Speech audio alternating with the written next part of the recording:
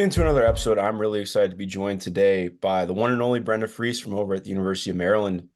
Brenda, first and foremost, how are you doing today? I'm doing great. Great. Happy to be on. Yeah, no, I'm happy to have you. It has been a whirlwind since the holidays. I was talking to somebody when I was out in Auburn the other day, and it feels like everything since Christmas has been even busier than the ramp up before it. So, what have vibes been like for you the last couple of weeks? I know there's not really been a lot of downtime with Big Ten play. Yeah, I think anytime you go into conference play, it's so busy. You're scouting, advanced scouting for the games. A lot of times you're playing 3 games in a week, 8 days, sometimes with the way the schedule falls. Then you add, practice planning and recruiting. So it really until your season is complete, you just don't come up for air. And now even when your season's complete, then you go right into the transfer portal. So it is never ending. Yeah, no, exactly. I think it's both a blessing and a curse. I think some ways in terms of like exposure for the game, it's awesome because I think like last year with the transfer portal, it feels like everybody, like even casual fans, were really excited about it. But also like, I mean, shoot, the recruiting trail is busier than college season in some ways with how much you're traveling, and it's it's exciting for sure. Exposure that is out there, and this is what we've been waiting for in the women's game, is to see that this recognition, to see the sellouts, to see the amount of streaming of games and games that are on television, and what you're able to get at your fingertips anymore. It's just awesome to be a young girl coming up in the game now. It's a really exciting time. Yeah, it's hard not to love it. So obviously, with where we're at in the year right now, 12-6, 4-2 in the 4-3 in the Big Ten. My bad, I can't read. Looking ahead to the rest of the season, or I guess looking back would be the better way to phrase it. How are you feeling so far headed into the year? What do you think you've maybe learned most from this group? Somehow already about halfway through. Yeah, yeah, every team is different. Obviously, when you lose two first round draft picks and Diamond Miller Yeah. and Abby Myers, the schedule was very compelling. It was road games at South Carolina and UConn, so it took this group a minute to really kind of form their identity. I do think it's going to pay off for us here as we're unfolding in Big Ten play. You're starting to kind of see that continuity and confidence come together. You still are year to year with your rosters, no matter how old or young you are, as you're adding pieces that come in, freshmen out of the portal. So every team is unique to that. But I do like, I mean, I love coaching this group. They really work really hard, and they want to do really well. And then you have to add this year that, in my opinion, it's the conference schedule. It's the best it's ever been. On any given night, anyone in conference play can beat the other. It doesn't matter if you're the last place team or you're the first place team. If you don't come ready to play and show up, you're going to get beat. So it's exhausting in that regards, because you have to show up every game. You can't have an off night, or you're going to get beat.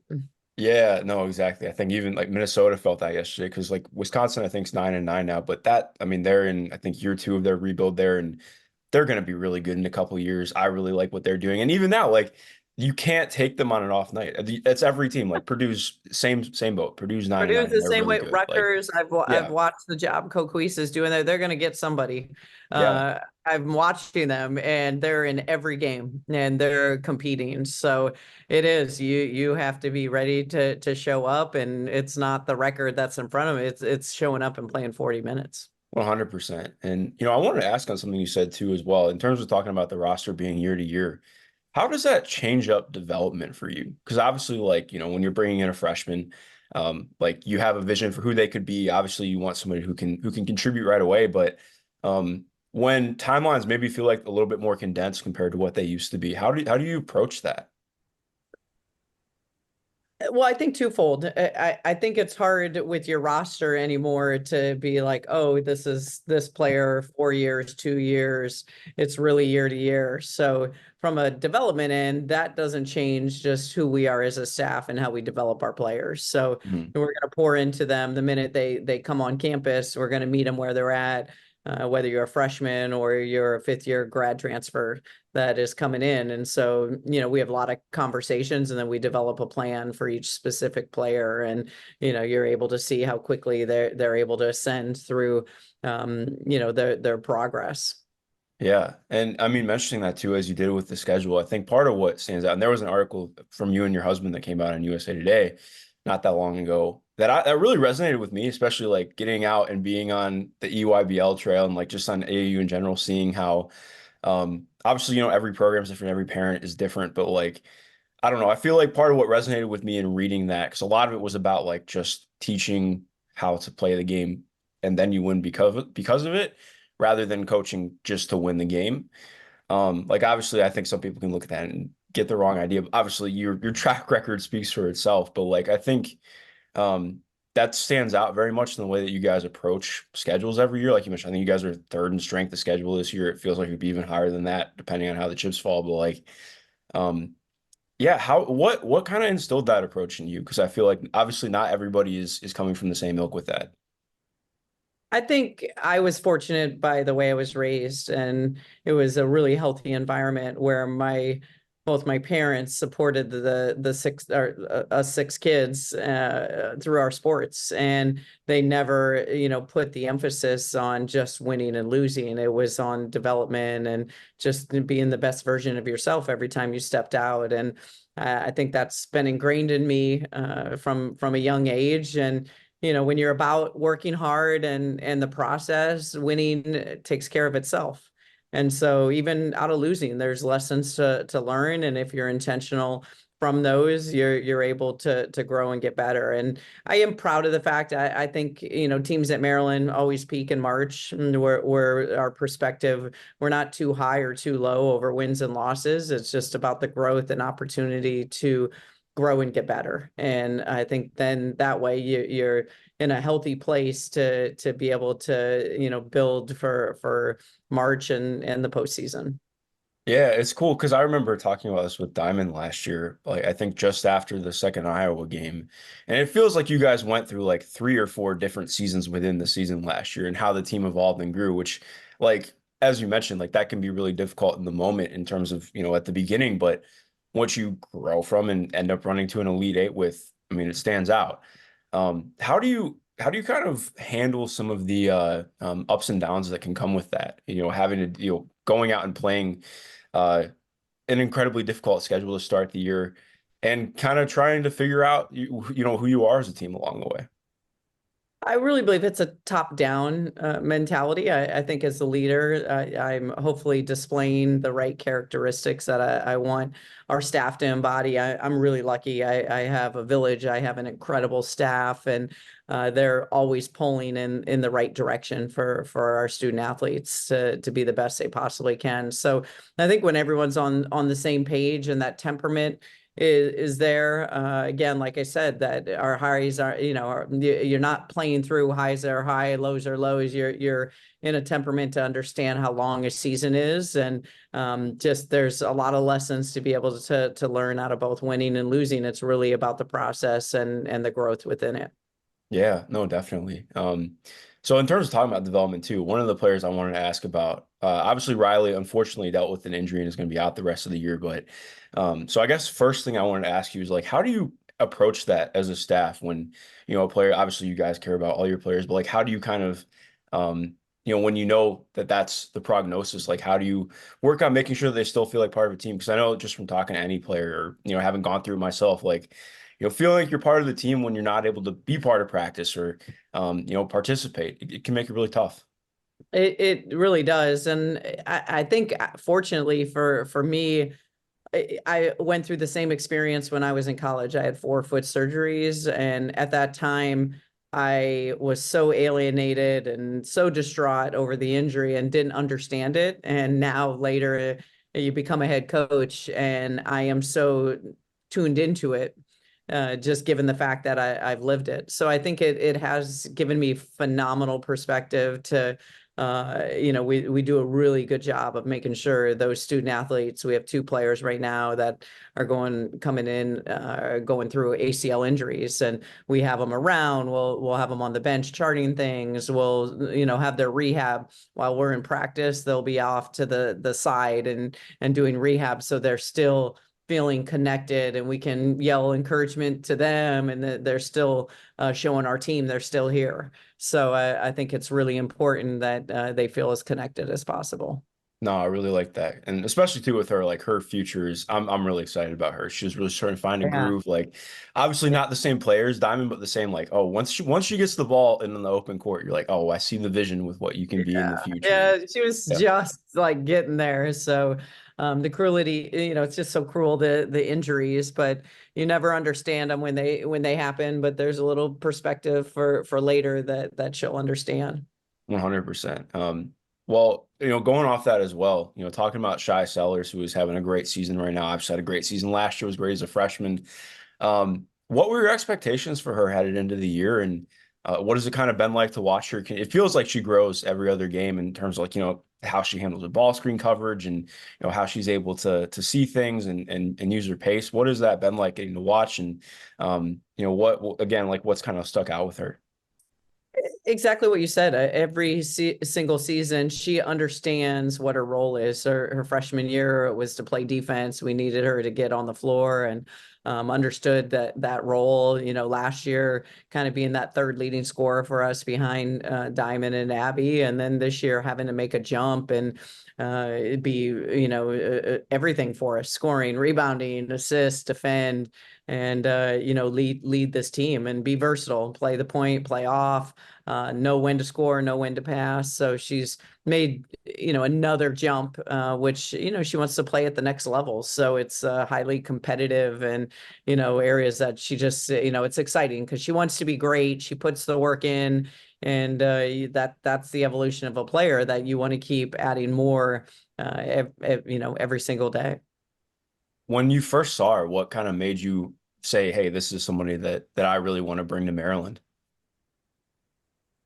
She already had the gifts. She was athletically really talented and could score the basketball. I think the first thing that jumped off for me was just her passion and motor and energy for the game, because the rest of it, she had the skill set and all of that, but it's when you're going through long seasons, do you have that love for the game? And she kind of played with this, she's got those goggles and childlike, and just would always have so much fun on the court. And that's really when she's at her best, is when she's, kind of celebrating and having a lot of fun. But clearly, back in the day, AAU in high school, she was a, dominant scorer, and could run her team and do a lot of things. Yeah, especially in terms of like taking the step as a leader too. His first year as an upperclassman for her, obviously graduated a lot of people. What has it been like getting to watch her take those steps too, as somebody who's maybe more vocal and getting to be kind of at the helm of the team, both on and off the court? Yeah. It's been awesome. That's the process that you love to be able to see unfold. As a point guard and a combo, you have to bring others along with you. So, that hasn't been easy for her. So, to see her really be intentional and want to master that, it has been incredible to see. Yeah.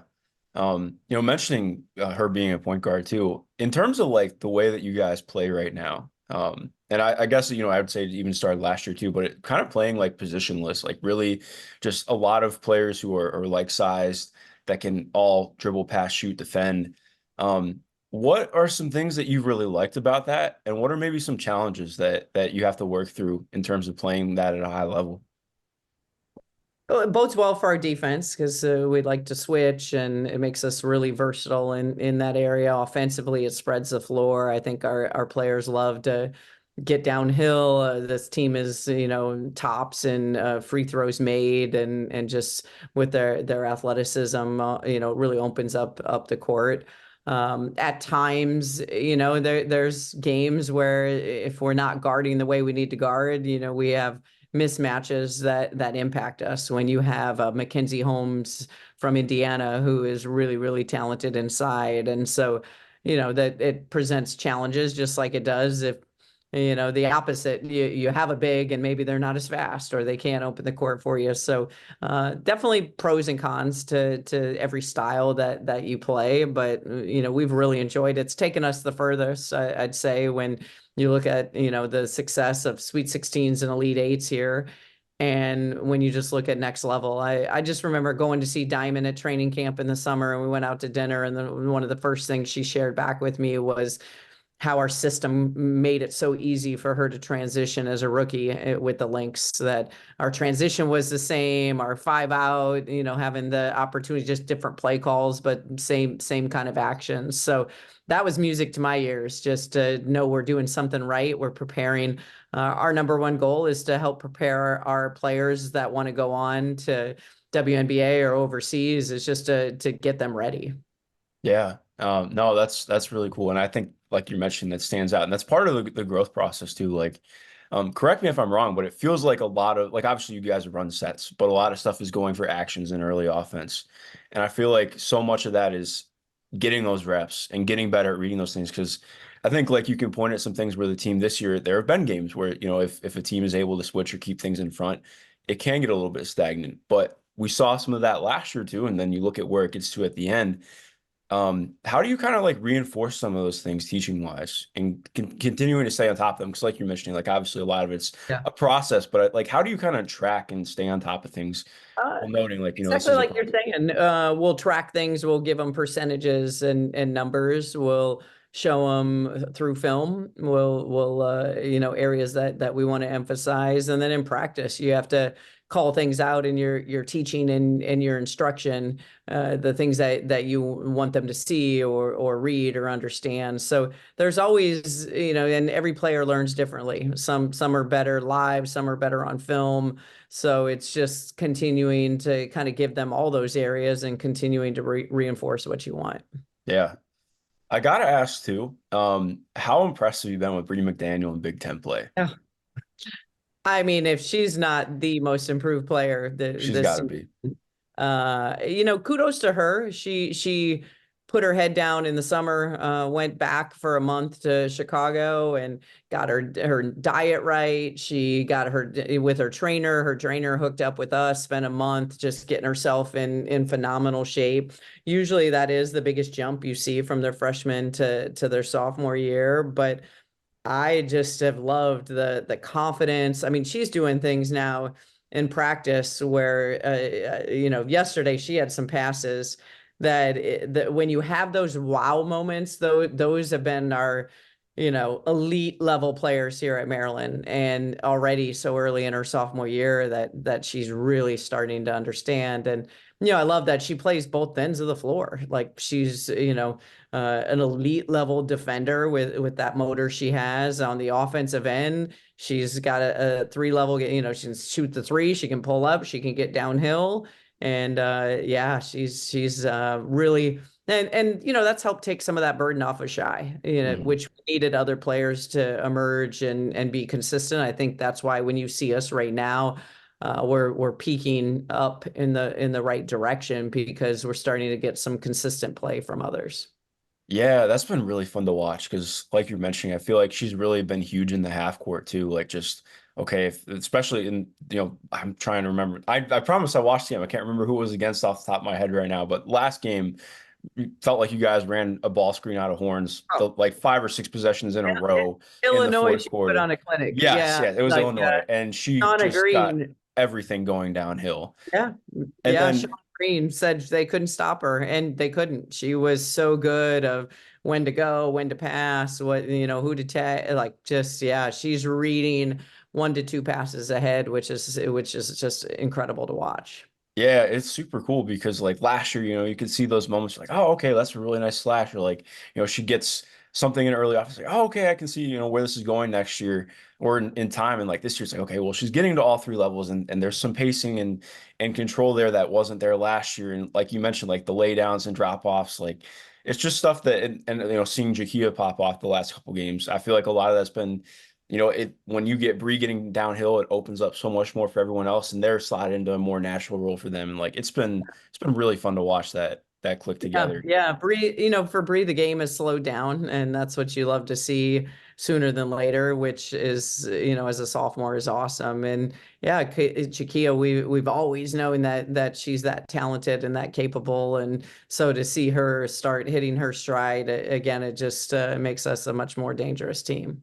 Yeah. I'm biased too because I caught up with her this past weekend, but the closest that I've seen somebody come to AT in terms of the freneticism and motor is Bree.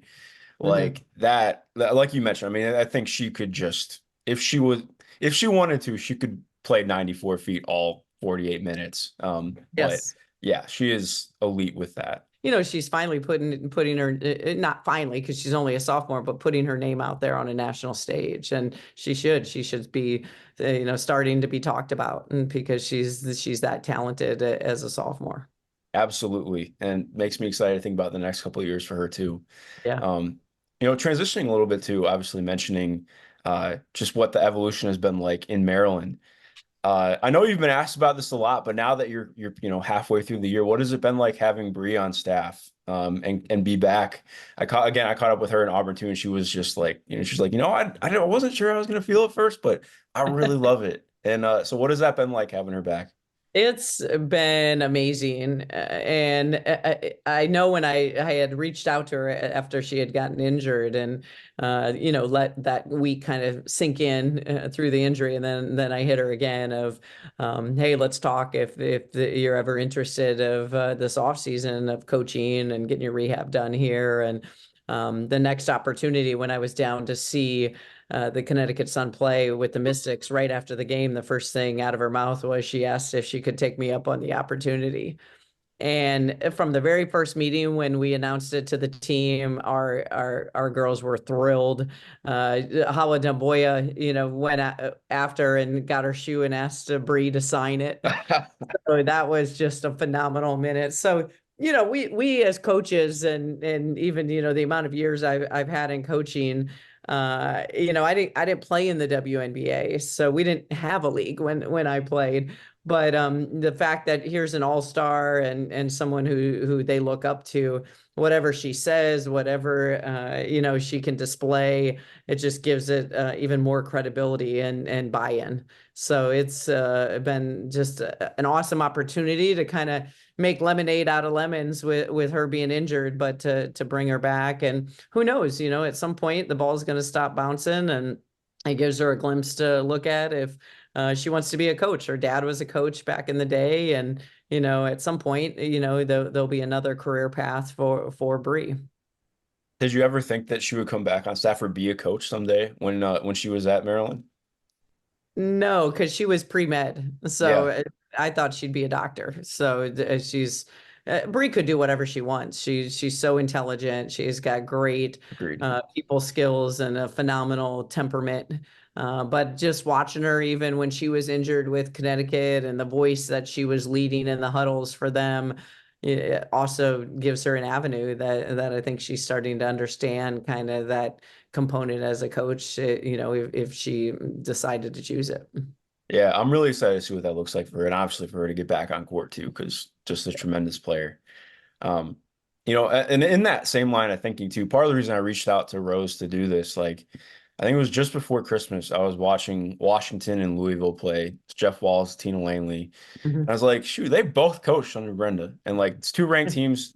Obviously, Tina's doing really great stuff with Washington this year. Jeff's been doing great stuff with Louisville for forever. But it made me think too, like you're still very much in your prime doing tremendous stuff at Maryland. Has that kind of ever really stopped and hit you just like how much what you've done at Maryland has kind of emanated throughout basketball now? Like I feel like every staff in D1 I can look at, and there's somebody who coached with you either at Maryland, Minnesota, or Ball State that is on staff. Sometimes I don't know that we get that much time to reflect because you're Yeah, just busy and on to the next. But it's sometimes like off season or when I'm texting, different coaches that are in our coaching tree, you start to like really understand like, wow, I don't know if it's because yeah. I've been in it so long, but just seeing that tree unfold, and that's all the way down from managers to scout guys to The list goes on and on that are in athletics or they're in leadership roles. So, to see managers coming back and they're in a high school role and sharing back like some of the nuggets they learned that they're taking with them now. Those are cool. Those are cool moments. I never can get enough of like when someone will say, "Hey, you said this." I'm like, "Really?" So those are cool moments that, you're like, okay, they actually were listening. And, to me, at some point when I got here to Maryland, after I realized, okay, I'm good enough, because there was fears and concerns early in my career whether I was going to be good enough. It all became mentoring and wanting to help others achieve their level of success. And so I think that's been the most, incredible thing to be a part of in coaching, is once you kind of have your own security and confidence of your skill set that you can then give back to others. And I was really young. I was in my early 30s when I came to Maryland. So rightly so, I wanted to make sure I didn't get fired and could put bread on the table. But obviously after winning the national championship and then having the security, it became all about trying to help and mentor within your teamwork. Yeah. If you don't mind me asking, when do you get that feeling of like, okay, I'm feeling a little bit more comfortable in your skin as a coach and where you're at? Like, obviously, I'm not saying that you weren't confident, but like you mentioned, like feeling like, okay, like, I really am cut out for this. Like, I can do this. Yeah. It was really intense in the first 4 years because Yeah. we did a complete overhaul. I think after you won the national championship in 2006 and you're given another contract. So when you start to kind of get that next contract, you're like, and I think for me, I wasn't ever going to stop working. So at some point there became a theme that I knew that, okay, through my work ethic and how I run a program, I'm doing it the right way. And again, like I said, that the rest it doesn't come about as you're worried about wins. It just takes care of itself. And so I think, early into that, I was very fortunate. I had an athletic director, Debbie Yao, who hired me and was super supportive of me when I was coming up and needed someone mentoring me. And then, eventually it became like, okay, I'm good. I want to go mentor others. Yeah, no, I love that. And I think it's really interesting too, because I'm sure, you get reminded of this every day, but it was interesting because, I was telling Rose before we hopped on here, I was at Auburn covering DeWanna Bonner's jersey retirement, and, talking to her, she was like, this is my first stop back and impacting the community and being back in Alabama. And you know, you're around for an hour and a half, you see her signed jerseys and, um, you know, anything, take pictures with people who have watched her since she was playing AAU in Birmingham. And Yeah. I don't know. I think it's the kind of thing where you recognize that maybe you or her in your scenarios don't recognize, like the impact you've had already pouring into people is pretty tremendous.